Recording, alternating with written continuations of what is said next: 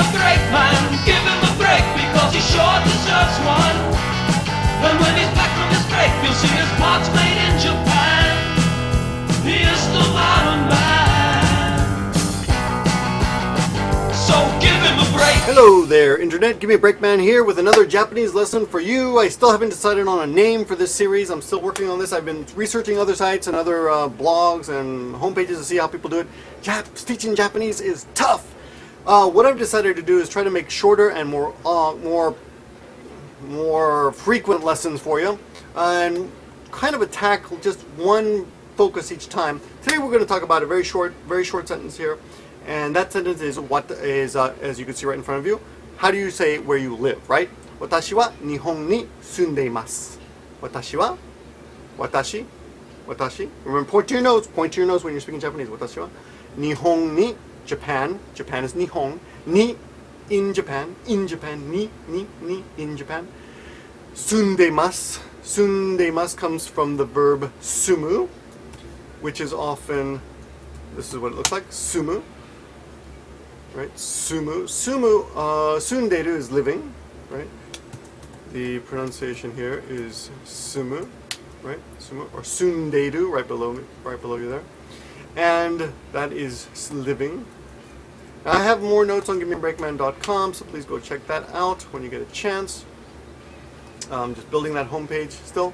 Now, as I just said, I live in Japan, right? Now, you can also, of course, using the previous sentence, watashi wa Nihon ni sundeimasu, just replace the Nihon with other words like I live in Nagoya, which is the city I live in. I live in Nagoya. Watashi wa Nihon ni Nagoya ni sundeimasu, right? Now, let's say you want to say, well, where exactly? What kind of house do you live in? Well, I live in an apartment. Watashi wa apato ni sundeimasu. Notice that the pronunciation of apartment becomes apato. This is the way Japanese people take a word and convert it into a pronunciation they find a little more pronounceable. Pronounceable, is that a word? Okay. Now, sometimes Japanese will take a word that has a different meaning in the original language and change it to their meaning. For example, the word mansion in Japanese would be pronounced manshon. Watashi wa manshon ni sundeimasu. But it doesn't mean mansion like a Bill Gates, rich person's house. It means a condominium or an apartment, and they're basically indistinguishable. You can't really tell, if one's a mansion or one's an apato, right? Now, after you ask this question, of course, you're going to want to know where someone else lives. And how do you do that? Well, you just say, you give your information, watashi wa, or boku wa, Nagoya ni sundeimasu. Anata wa, and you. So to ask where somebody else lives, you just say, you, what about you? What about you? Now, very quickly, we haven't talked about this before, but I can easily teach you how to say the plural of any noun. And that's just by adding tachi just add tachi to a word. So as you can see scrolling in front of you, you see these words, and I'm going to blow these up in a minute.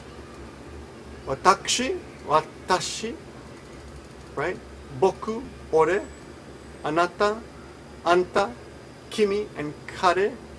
And where's kanojo? What happened to kanojo? Oh, we're missing one. Kanojo's missing. Well, let me just see if I can add that to the end of this. One more is kanojo, which is her. Okay, let's see how we do. Let's see how many of these words you recognize from previous lessons. Watashi is the formal of me. And remember to point to your nose when you're speaking about yourself. Watashi is standard me. Boku is common me. Ore is a little more impolite, rough me. Anata is you. Sometimes you hear anta. Remember, I'm not a native speaker, so you should probably try to get out there and listen to other people, find videos of Japanese people, and just try to listen for these words. Kimi is also you, and it's a little bit more impolite. Kimi, from a person of higher standing to a lower standing. So, being a big YouTuber, not really, I would refer to you as Kimi if you have fewer subscribers than me. I'm just kidding, guys. Okay, I'm just kidding. Just teaching him. But in Japanese, actually, age and status is quite of a big deal in how they decide how to refer to each other. Kare is him, and kanojo is her. So to make the plurals of all these, you just add tachi. So watashi would be watashi-tachi, watashi, watashi-tachi, boku, boku-tachi, ore-tachi, anata-tachi, you guys, anata-tachi, kimi-tachi, Kare-tachi, those guys. You know, Kare-tachi, all the Simpson guys of Kare-tachi. Kanojo-tachi, the girls, the group of girls, right? And it goes on and on. Inu-tachi, dogs, you know, plural, right? Anyway, that's the plural form. So if you want to ask where someone lives, right, the singular would be anata wa doko ni sundemasu. If you want to make the sentence from 0, anata wa doko ni sundemasu, as you can see here. Anata wa doko ni sundemasu ka? Where do you live? Anata wa, and to make the plural, anata-tachi wa doko ni sundemasu. I'm not going to put the notes here because it takes too much time. Go to givemebreakman.com and look at all the notes there. I have lots of notes there. A little more casual form of the same thing will be the ending anata wa doko ni sundeiru no. Sundeiru no. And I want you to notice that you actually do not need to say wa or no, right? The funny, man, I guess the easy thing about Japanese is often they drop particles. So instead of saying, you know, where do you live this way? Just a minute. Where do you live? Anata wa doko ni sundeiru no. Instead of saying the whole, this is the more casual form, of course. You can drop the particles and the verb endings sometime and just make sure the intonation is correct. So, anta wa, anata wa, just say anata, doko ni sunderu? Anata, doko ni sunderu? Where do you live? So, pretty casual, and you'll hear that variation as well. Okay? Anata, doko ni sunderu? I think that's about all we want to cover today. Let me just, yeah, that's enough because these lessons are long, and tomorrow we'll get to a different, another where question. We're going to do questions. Where are things? Anyway, thanks for watching. Keep this short today, but answer the question. Where do you live? Where do you live? Anata wa? And here's the thing. You do it. You do the work. Go find out how to say your country's name in Japanese. And see it right in the comments below, and I'll see if I can understand. I will be answering comments on Give Me a Flake Man, for those of you still watching over there. I make super long videos over there. And I'm going to post a link over here to a Wikipedia page that explains the wa and ga debate, because actually many people teach that differently. So instead of me wasting a lot of time on this, I'm going to show you, I'm going to point you to other videos.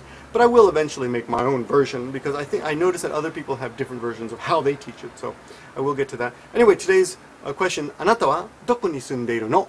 Where do you live? Or, a little more polite, anata wa doko ni sundeimasu ka? And remember to check out Give Me a Break Man for more notes on this question alone. But this should get you through. This is Survival Japanese. Thanks for watching, guys, and I'll talk to you soon.